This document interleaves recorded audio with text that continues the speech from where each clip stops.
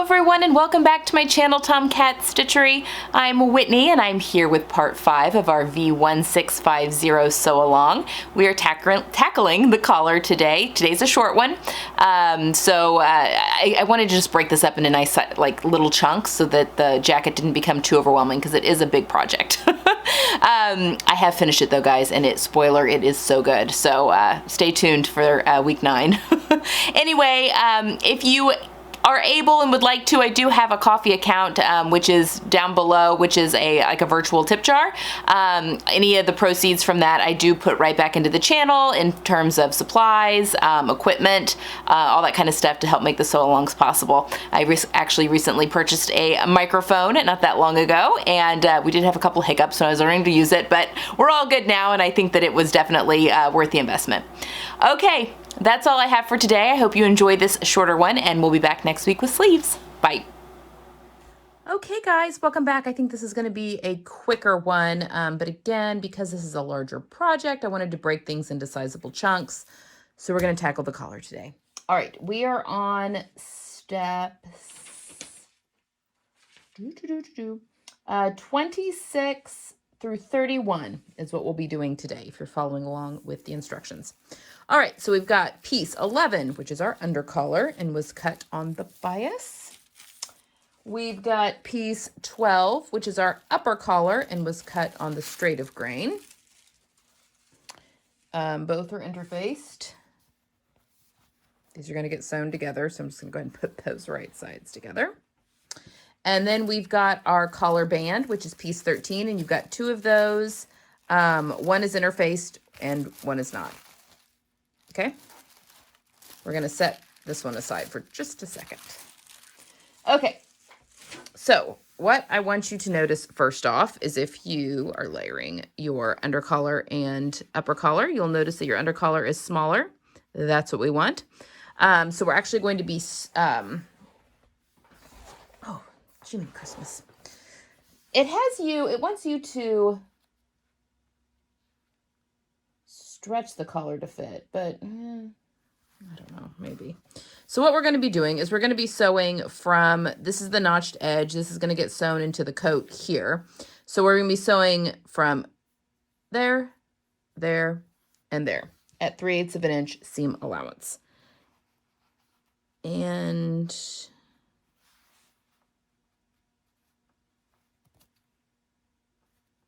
I mean, I guess, I don't know.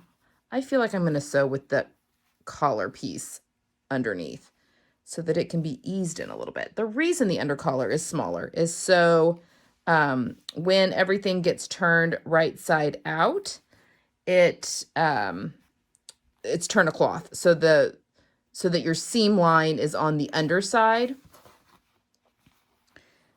so that the undercollar kind of pulls the upper collar up and around that point so that you can't see the seam from the right side.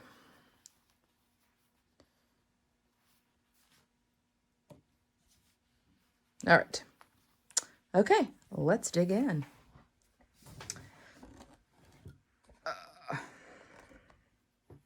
All right, so I'm sewing with my upper collar against the feed dogs, 5/8 of an inch seam allowance.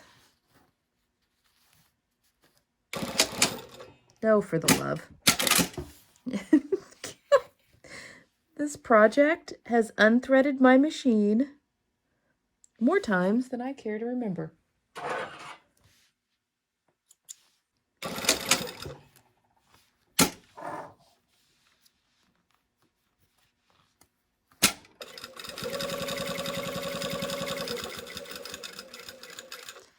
Get to the point. I'm just going to pivot. And I have this pinned in the center just to help ease things along.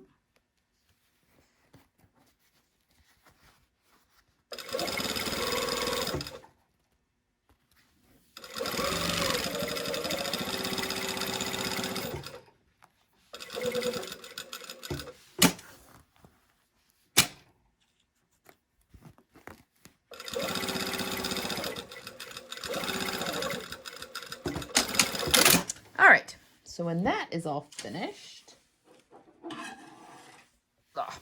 we're going to trim our corners.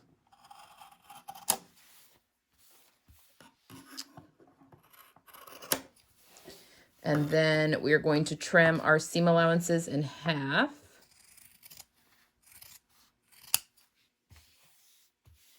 This is very similar to doing a shirt collar. This whole process will be actually, except it's a little easier because the collar band gets sandwiched in between the body of the coat and the facing because it's a lined coat. So you don't have to do any of that.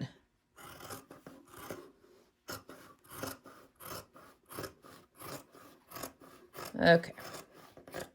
All right, so now I'm going to take this over to the pressing table, and I'm going to press I have a point turner, and I'm going to press, turn it right side out, basically, and give it a good press. I'm actually going to press my seams open because I set this on top of a point turner, press them open, and then I'm just going to turn things and give it a really good press, and then I will meet you right back here.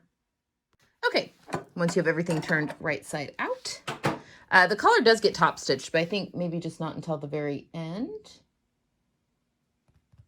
I guess, when you're top stitching everything else. We'll make it work.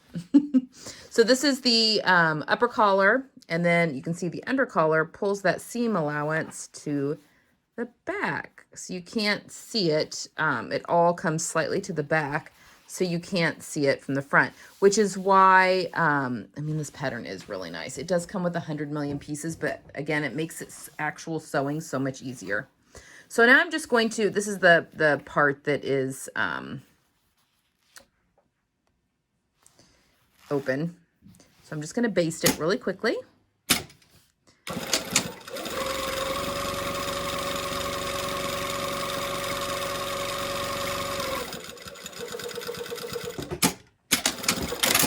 Okay, now it is wanting us to sew the undercollar, which is piece 13.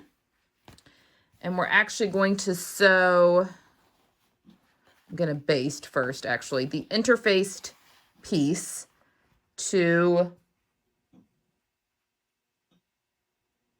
sorry, I'm looking at my notches, to the undercollar. So I just want to match my notches. I've got double notches here. It's the shorter edge that's going to be at the base of the collar. So I'm going to sew, or baste, actually, matching my notches, the collar band to the collar, and my interfaced piece is against my under collar. I'm just going to sew on that line again. Matching my notches as I go.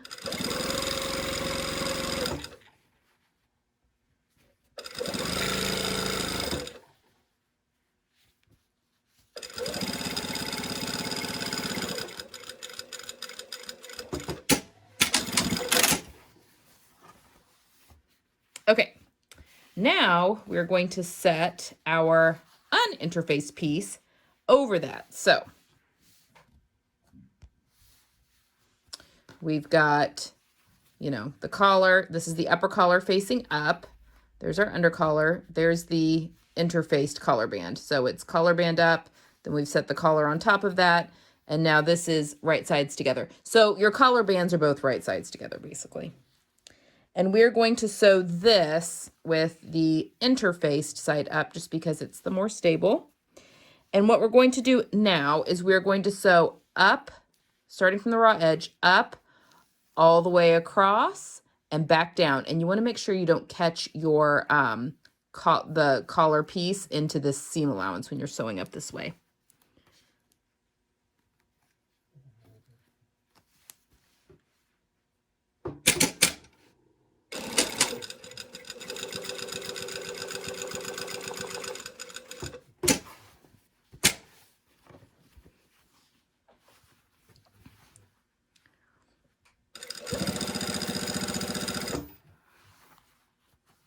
Matching notches once again.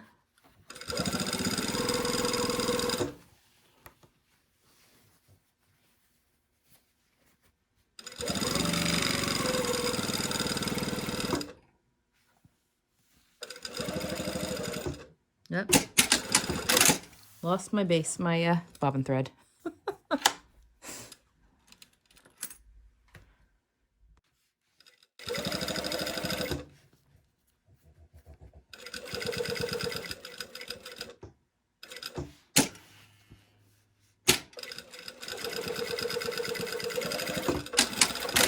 Okay, once you have done that, then trim your corners again. Get that bulk out of there.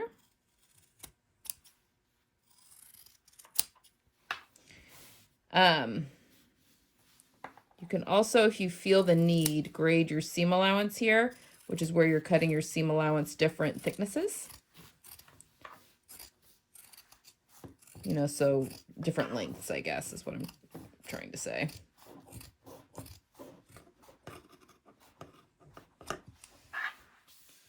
I think I'll be okay here. All right. So now I'm just going to press this down like so and give that a really good press, and then I will meet you back here to attach to the coat. Okay, so then after I gave that a good press, I just went and basted the raw edges of my collar band together. Okay, so now we're ready to attach it to the jacket. So I've got my jacket here. Oh, there comes the dog in the background. See, I can't fully shut the doors because she has a fit. All right, I think the center back. Okay, so I'm going to start pinning at the center back. Again, lots of coat here. All right, so I've got the center part. You should have notches here on your collar band. So I'm going to match up center back here at my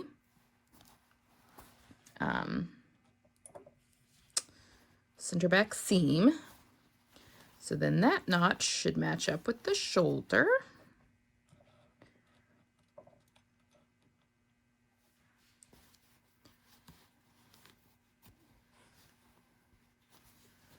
And then that notch there. And we are just going to, yeah, we're just basting it in because the facing, when it gets on, okay, so then this last notch right here is where the edge of that collar band should go. That is helpful. It's kind of, so I'm just basting. So I'm just going to be stitching right on that stitch line that I already did, which is at 3/8 of an inch, because when we put the lining in, which won't be next week, but the following week, it will get sandwiched between the back facing and the body of the coat. Everything will be sewn into place. So there's that notch, or the shoulder seam. And then that notch, and then that notch. Okay, so I'm going to sew this in at 3/8 of an inch. I'm basting. And I'm going to sew with the coat against the feed dogs. So the collar up. Oh, another thing you're going to want to make sure. You want to make sure that your upper collar is facing up. Your under collar is the one that is against the body of the coat. Ooh, sorry. Wedge my thigh into the... I tell you folks, I cannot gain any weight or I won't be able to film sew-alongs because my thigh can get no bigger. All right. So now we're just going to go slow, sewing right at, or just, I mean, I'm sewing at 3/8 of an inch, so I'll probably be inside, actually, on the other side. I basted the collar band together at 1/4 inch, so be inside just a little bit. And I'm just sticking my hand under here. Be careful sewing over pins, not so much that you're going to hit them, but sometimes those can cause you to get little pinches.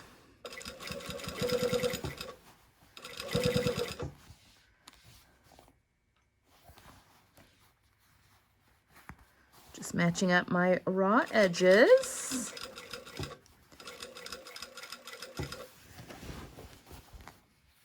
And again, because this coat is so heavy, just because there's so much of it, I keep my hand under here, although we're kind of in the straight area here. And it gets really curvy again.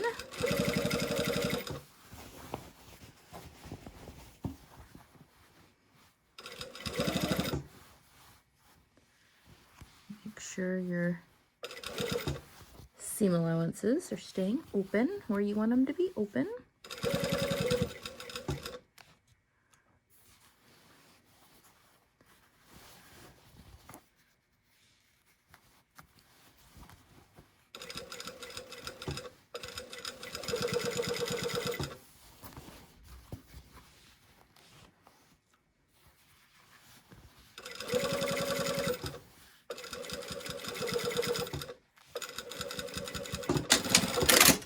All right, now just kind of go over here, make sure nothing is pinched on the back side. Everything looks pretty good, and I can see some stitching line here from my basting. I'm not really worried about that because that will be inside the seam once everything gets sewn together. And when I sew the lining in, I will sew with this up so I can make sure that all of that is caught within the seam allowance. Okay, guys, let's go I'll put her back on the mannequin, and we'll have a look and be done for today. Oh my gosh, I am loving this so far. A look at that collar. That's going to be so good. The way that that's standing up. Oh, be still my heart. Obviously more seam allowance will be taken up when we put the lining and stuff in there, but oh my gosh, it's looking good. Okay, so now we have the collar in. Next week, and again, I'm sorry that today was definitely probably the shortest one. Next week, we are going to be constructing our sleeves and then getting those set into the jacket, and then we will have a shell of a coat. We'll really be able to see what it looks like at that point. All right, see you guys next week.